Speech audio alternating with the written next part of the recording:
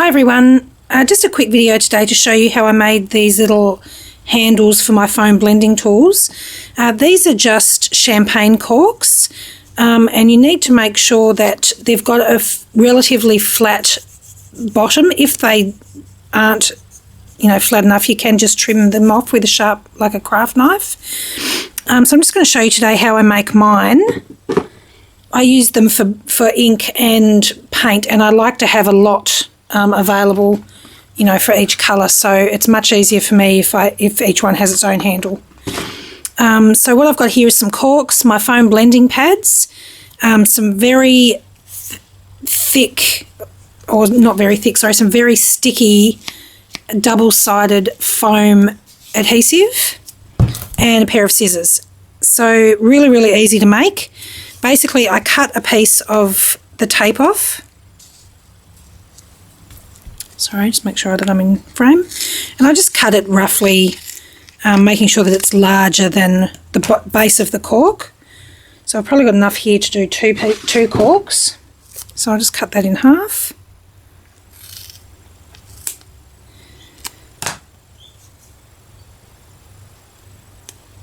I'll just pop that onto the bottom of the cork, making sure I press it down nice and firm.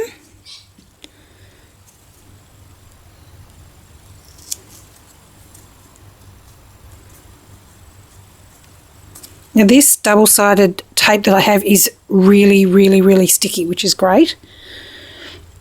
But I just like to press it down, make sure it's nice and adhered really well. And I basically just take my scissors and I trim off the excess from around the base of the cork. Just using an old pair of scissors because the adhesive does stick to the blades of the scissors, so I don't want that to go onto my good scissors.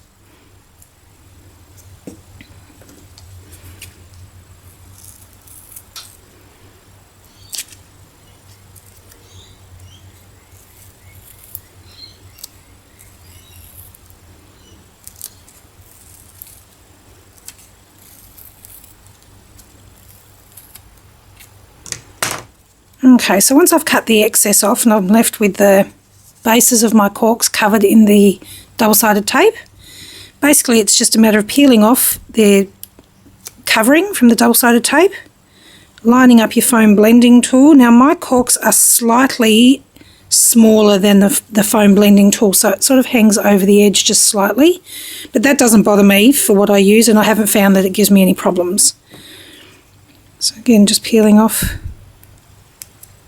the edge of the double-sided tape, giving it a good press down.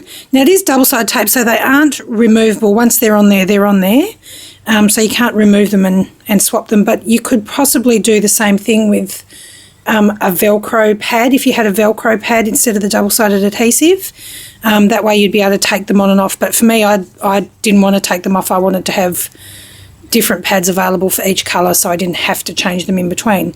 So there we go, a couple of foam blending tools ready to go. I find them really nice to hold as well because it's a little bit bigger.